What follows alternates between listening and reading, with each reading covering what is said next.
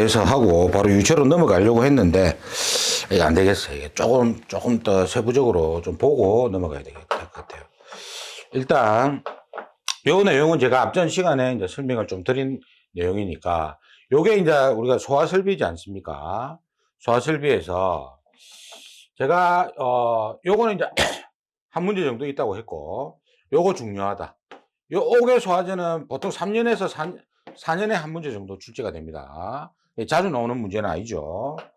그 다음에 이제 물 분무 등 보면은 물 분무는 보통 1년에 한 번, 1년에 한 번 정도 이제 출제가 되고요. 미 분무는 이때까지 출제된 게 한 문제 정도가 출제가 됐는데 이제 같이 한 3번 정도 나왔습니다. 이것도 보통 한 3, 4년에 한 문제 정도 출제되는데 4년에 한 문제 정도 출제되는데 이때까지는 다 똑같은 문제가 나왔어. 근데 이제 새로운 문제가 있거든요. 야, 이거 왜 안 나온지 모르겠는데 거의 10년 정도 됐는데 왜 안 나온지 모르겠어요. 요거는 그것까지 해가지고 보면 되고 그렇게 자주 나오는 문제는 아니다 이렇게 보시면 되고 그다음에 포 있죠. 포는 1년에 한 문제에서 두 문제는 꼭 나옵니다. 포 굉장히 중요해요. 우리가 실생활에는 우리가 많이 볼 수 없는 설비지만 굉장히 복잡한 설비이기 때문에 포 같은 경우는 배점이 굉장히 높아요. 배점이 높기 때문에 1년에 한두 문제 꼭 나온다. 그죠? 그러니까 매회차 나온다고 보시면 됩니다. 그리고 CO2 이것도 1년에 한 문제에서 두 문제가 나옵니다. 이게 중요하죠. 그 다음에 할론 같은 경우에는 보통 2년에서 3년 정도에 한 문제 정도 출제가 된다. 2년에서 3년 정도. 지금은 이제 없는 설비인데, 그 다음에 할로겐 암물 및 불활성 기체는 매회차 나온다고 보시면 돼. 이거는 1년에 2번에서 3번 정도 나옵니다. 1년에 2, 3회 정도 출제되는 최근에 대세다. 할로겐 암물 및 불활성 기체가 대세다. 이렇게 보시면 되고요. 그러면 우리가 이제 소방시설이 가장 많이 나오지만 이 중에서도 소방시설 5가지 중에서 경보설비 버리고 그죠? 그럼 나머지 4개에서 시험에 나오지 않습니까? 그럼 이 4개 중에서 확률이 또 이 소화설비가 굉장히 많기 때문에 비중이 거의 한 60% 이상 100점 중에 60% 이상 70% 정도는 이 소화설비에서 핵심이 된다. 그래서 다른 거 먼저 공부하기 전에 공부 순서가 이렇게 돼요. 소화설비 무조건 해야 돼. 이건 그죠? 그 다음에 제가 재현설비 무조건 해야 된다 했죠. 이것만 확실하게 해도 합격은 됩니다.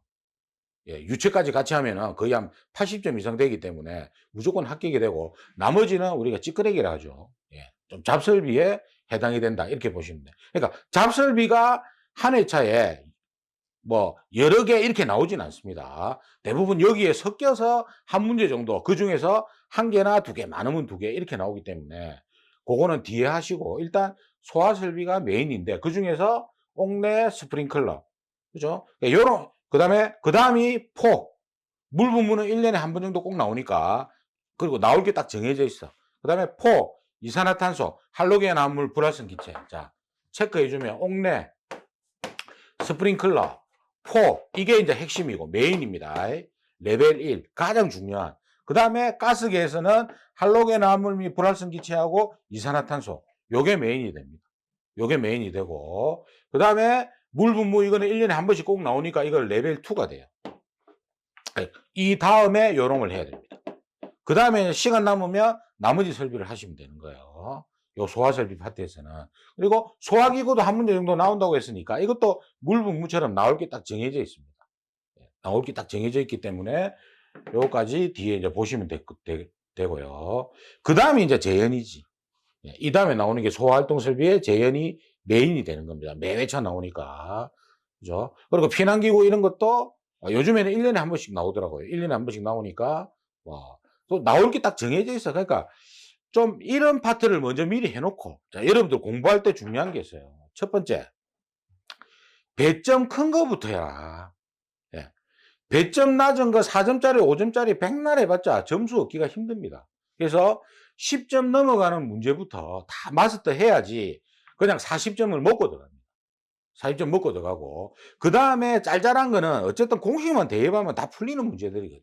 그러니까 나머지는 한 일주일 정도만 하면 충분합니다.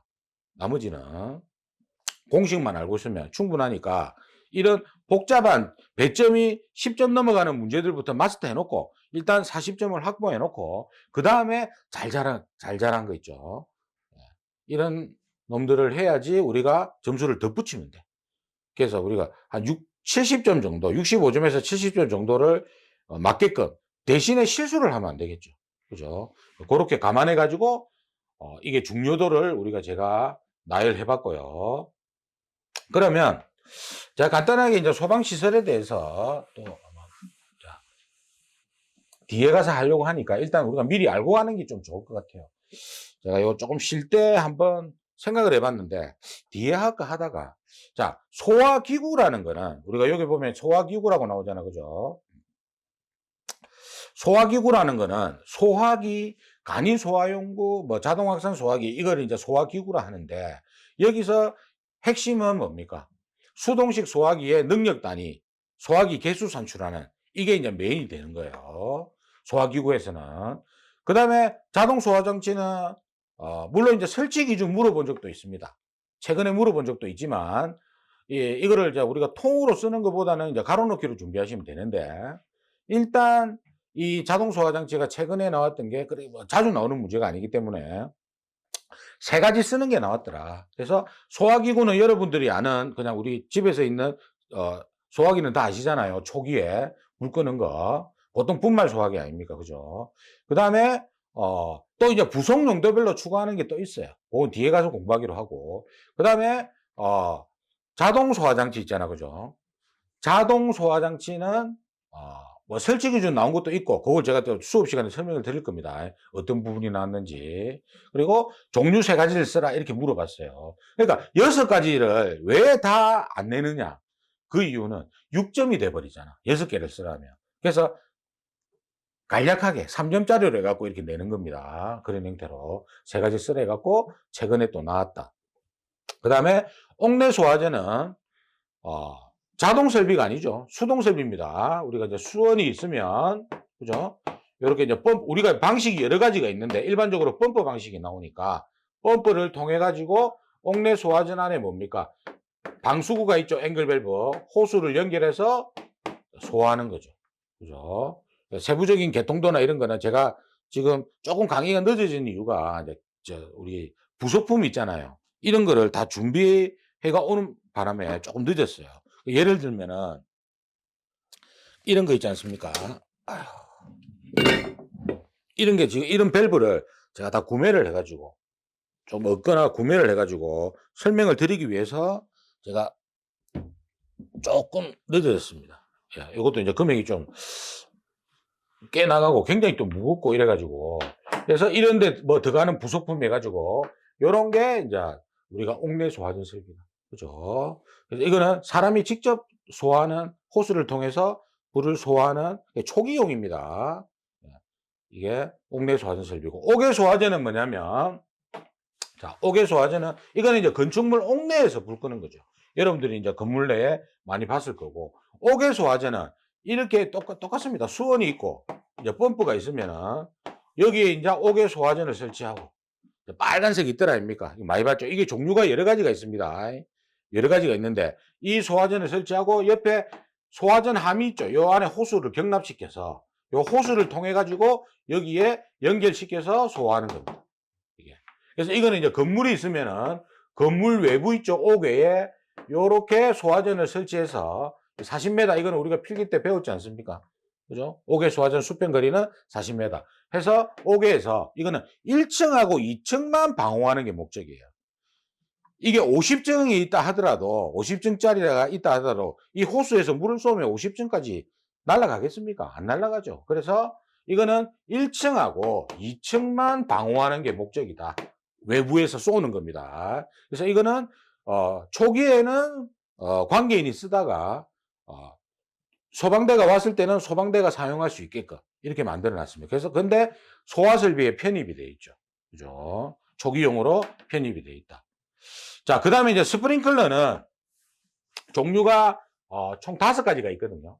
습식, 전기하신 분 다 배웠잖아요. 습식, 그 다음에 건식, 준비작동식, 일제살수식, 부합식 이렇게 5가지가 있는데 이 스프링클러는 이제 주로 이제 습식과 개방형 일제사수식이 출제가 됩니다.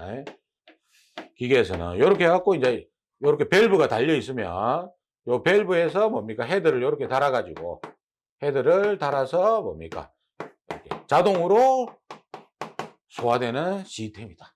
예. 세부적인 거는 이제 그 설비에 가서 우리가 확인하기로 하고, 그래서 이런 거 뭐 수온의 양이라든지 이런 거 옥내 소화전과 마찬가지로 구하는 요런 게 시험에 출제가 된다. 주로 뭐 수리 계산 이런 게 있거든요. 그런 게 뭐 헤드 계수 산출 이런 게 있어.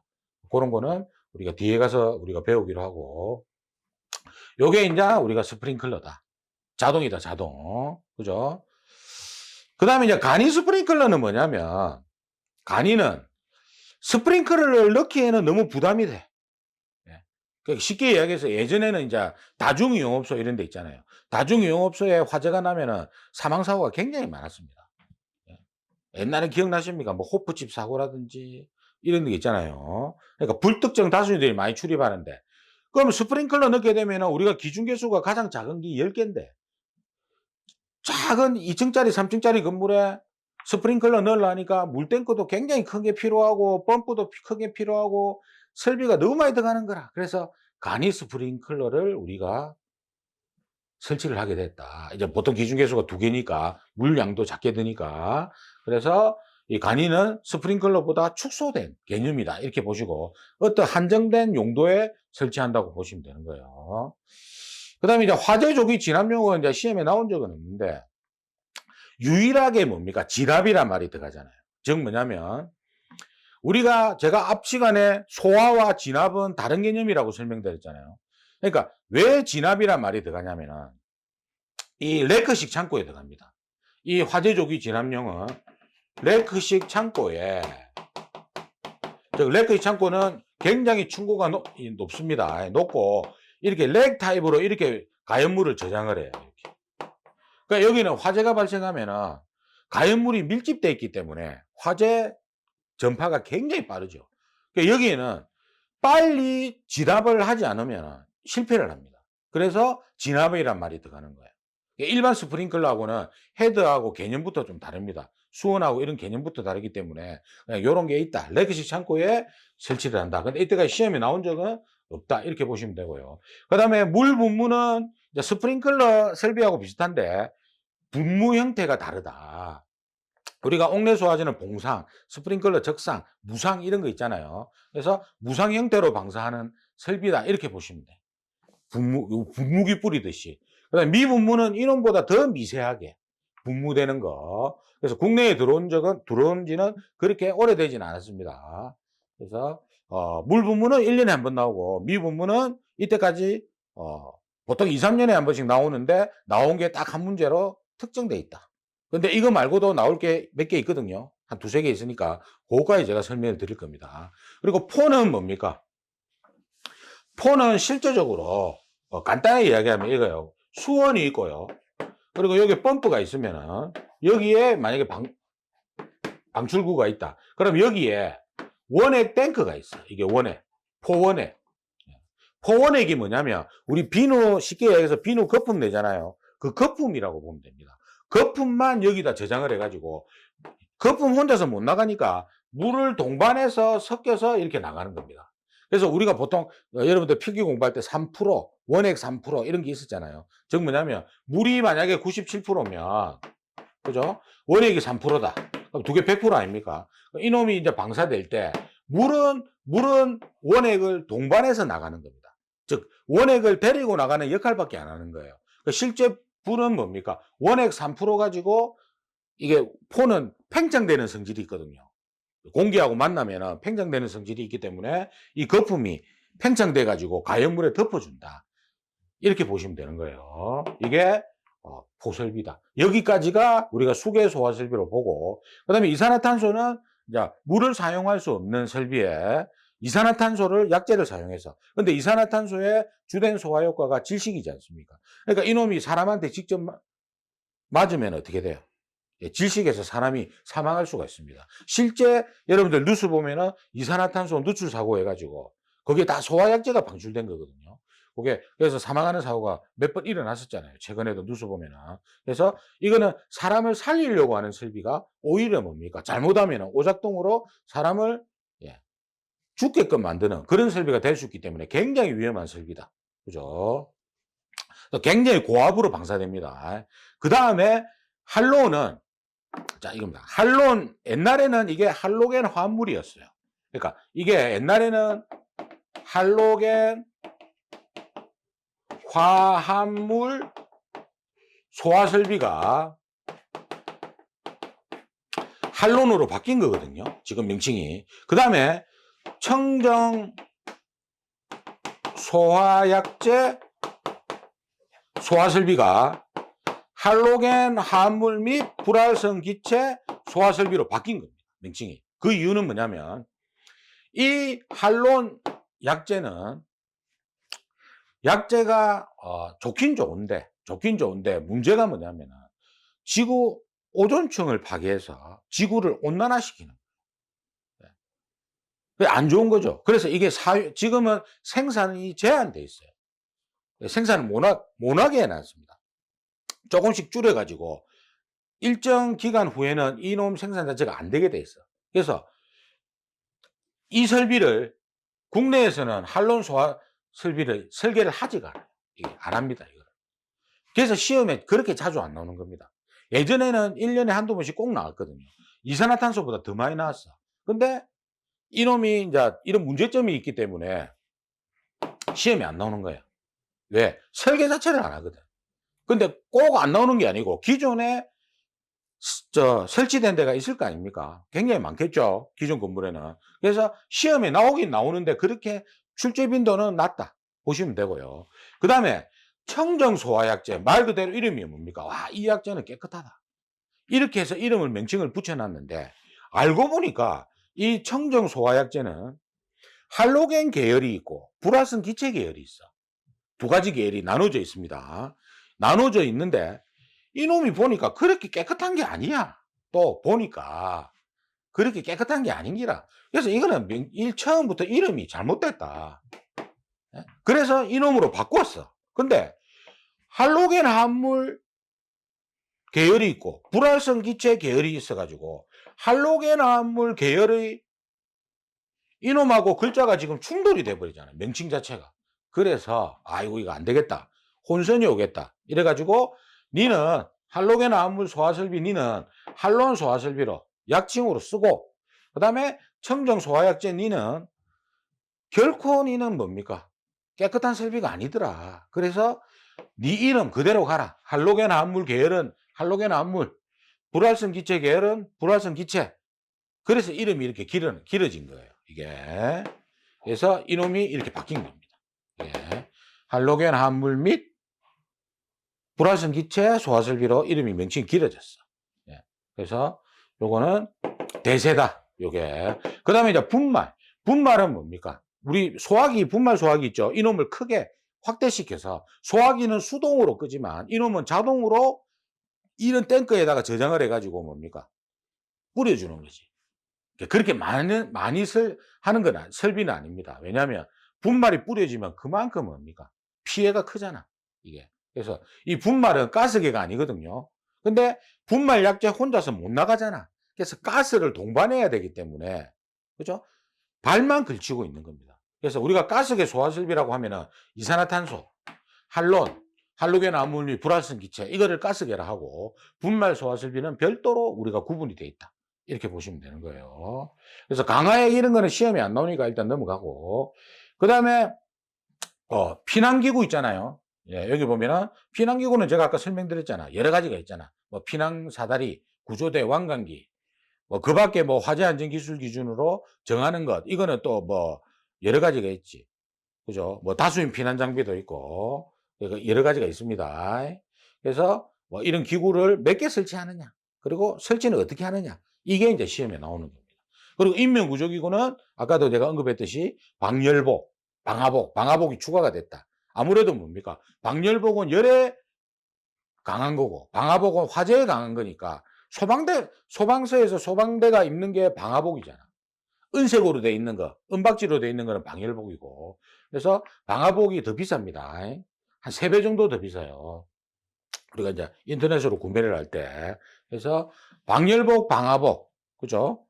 그 다음에 공기호흡기, 그죠? 이거는 이제 산소통 메고 지하철에 가면 다 있습니다. 그리고 병원에 가면 인공소생기, 그죠? 이런 놈들이, 인명구조기구다. 그래서 인명구조기구의, 종류를 쓰라, 3가지를 쓰라 하면, 방열복, 방화복을 같이 1번에 써주시고, 다시 한번 반복합니다. 그리고 공기호흡기, 인공소생기, 이렇게 좀 써주는 게 좋다. 그죠? 그리고 소화활동 설비는 제연 설비는 연기를 제어하는 설비라고 했잖아요. 시험에 무조건 나온다. 요즘에는 거의 한 회차에 2문제씩 나오더라고. 기본 한 문제고 2문제씩 나오니까 배점도 큽니다. 이게 10몇 점으로 2문제 합치면 10몇 점이 되니까 무조건 우리가 그러면 제연은 문제 수도 좀 많아요. 이게 대신에 무조건 해야 된다. 그래서 소화 설비하고 제연 설비하면 거의 배점이 70점 넘습니다. 이게. 그러니까 필수다. 그리고 연결 성숙한 설비는 뭐 그렇게 시험에 자주 나오지는 않는다. 그죠? 그리고 연결 살수도 뭐 앞전 시간에 설명했듯이 최근에 뭐 이렇게 한 문제 이렇게 나와서 그렇지 시험에 뭐 거의 한 20몇 년 만에 처음 나온 거예요. 연결 살수는. 예. 근데 다 여러분들이 필기 때 공부했던 겁니다. 이게. 그리고 연소 방지 설비는 지하구. 자. 연결 송수관은 여기에 소방대 송수구 있죠. 여기에서 여기 건물 내에 방수구 있잖아요. 65mm. 여기서 소방대가 호수 꼽아서 쓰는 겁니다. 요거 쓰는 거고. 연결 살수는 그러니까 여기서 소방차가 와가지고 소방대원이 물 쏘니까 그죠? 이거는 소화 활동 설비가 되는 거예요. 그다음에 연결 살수 설비도 소방대가 쓰는 거 아닙니까? 예를 들어서 여기 지하에 이렇게 헤드가 달려 있으면 송수구를 통해 가지고 소방대가 물을 공급하는 거지. 나와가지고 그죠? 뭐 이거는 일반적으로 별다른 펌프가 있는 게 아니고 소방대가 이렇게 물을 쏘는 겁니다. 그래서 연결 살수 이것도 소방대가 물을 공급하니까 뭡니까? 소화 활동 설비에 해당되죠. 그리고 연소 방지 설비는 지하구에만 설치한 데 있잖아. 그럼 지하구가 이렇게 있으면요. 여기 이제 소방대가 우리가 출입하는 구멍 같은 게 있습니다. 예. 예, 구멍 같은 게 맨홀 뚜껑 이런 게 있잖아요. 그러면 여기에 헤드를 이렇게 설치해 가지고 이렇게 설치합니다. 그럼 물을 뿌리죠. 이렇게. 그러면은 이 지하구는 벽으로 막힌 경우도 있지만 없는 경우가 많거든요. 그러면 이 물로서 물벽을 만들어 주는 거야. 그러니까 일반 우리가 콘크리트 벽이 아닌 물로서 소방대가 이렇게 쏘옵니다. 송수구를 통해서 물을 쏘면 화재가 발생하면 이쪽으로 뭡니까? 못 넘어가게 하는 거예요. 물벽을 만들어주는 거다. 물로서 벽을 만들어주는 거다. 이렇게 보시면 돼요. 연소를 말 그대로 이거는 불 끄는 설비가 아니고 물로서 뭡니까? 벽 만들어 가지고 연소를 이쪽으로 못 넘어가게 하는 방지해 주는 게 연소 방지 설비다. 이렇게 보시면 돼요. 그리고 상수도 소화용수 설비는 소화용수 설비 아닙니까? 물 공급받는 거. 그죠? 그러면 이거는 상수도 소화용수 설비를 해도 되고, 예. 소화수조, 저수조, 이거 물탱크를 해도 됩니다. 그러니까 이렇게 보시면 돼요. 건물이 있을 때, 자, 건물이 있으면요. 시수가 들어옵니다. 상수도. 그죠? 시수. 시에서 공급받는 물, 우리 물 급수 있잖아요. 들어오면 여기 계량기가 있어. 계량기 2차 측에서 이렇게 땁니다. 이렇게. 자, 이렇게 따가지고, 요렇게 설치를 해. 그러니까 요걸 우리가 이제 현장에서는 말뚝 소화전 이렇게 이야기하는데, 요렇게 우리 길거리 지나가거나 보면 요 소화전 3가지가 있더라 아닙니까? 이거예요. 이 소화전이 3가지가 있는데 다 다릅니다. 자, 첫 번째. 이게 뭐랬습니까? 자, 이게 뭐냐면 첫 번째, 소방시설에서 나오는 상수도 소화용수 설비입니다.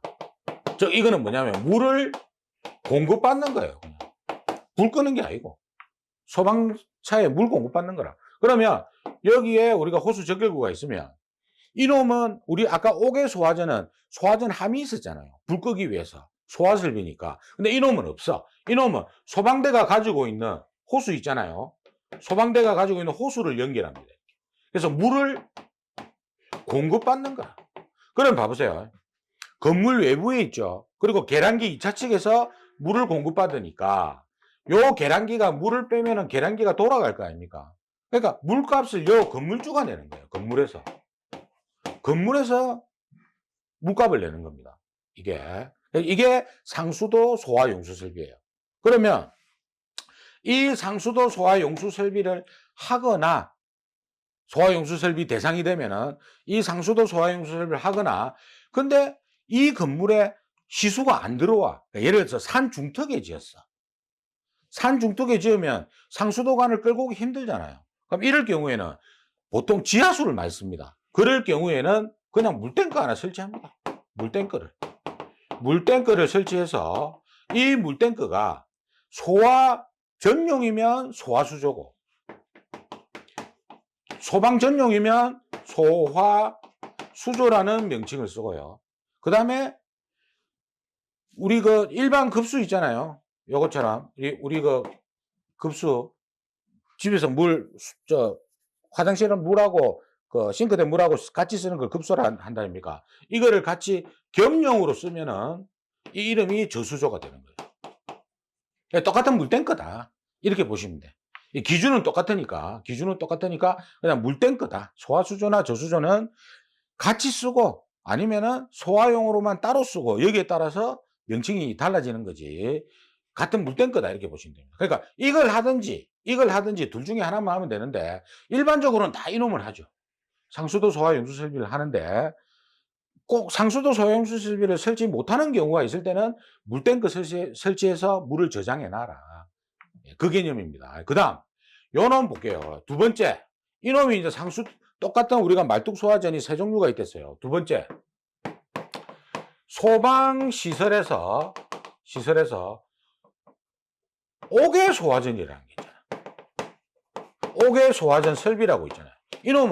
이놈은 뭐였습니까? 소방시설에서 소화 용수 설비죠. 마지막에 있는 설비라. 물 공급받는 거. 근데 이놈은 뭡니까? 소화 설비라. 왜? 불 끄는 거거든. 초기에 불 끄는 거거든. 그래서 이놈은 수온이 필요해. 이놈은 수온이 없잖아. 시수에서 바로 따는데 이놈은 수온이 있고 그 다음에 펌프가 있어야 돼. 맞죠? 그 다음에 여기에 말뚝 소화전을 설치합니다. 근데 이놈은 불을 꺼야 되니까 호수가 필요하잖아. 옆에 소화전 함이 필요한 거예요. 여기 소화전이고 여기 옥외 소화전. 그 다음에 여기 소화전 함이 되는 거예요. 함이 호수를 경납을 해야 돼. 5m 안에. 그래서 화재 났을 때 호수를 끄집어내서 연결해서 불을 이렇게 끄는 거예요. 소화설비단 말이에요. 그러니까 이 두 놈은 같은 모양이지만, 그죠? 사용 용도가 다릅니다. 하나는 물 공급받는 거고, 이때는 뭡니까? 함이 필요가 없고, 그 다음에 이놈은 함이 있지. 그죠? 호수를 경납해야 되니까. 그 다음, 세 번째가 뭐냐? 자, 세 번째가 여러분들 소방기본법에 보면은 소방용수시설 해가지고 소화전, 급수탑, 저수조 이런 게 있었잖아요. 세 가지. 시도지사가 유지관리한다. 기억나시죠?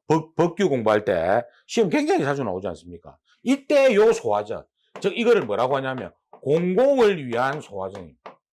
공공을 위한 시도지사가 유지관리하는 소화전.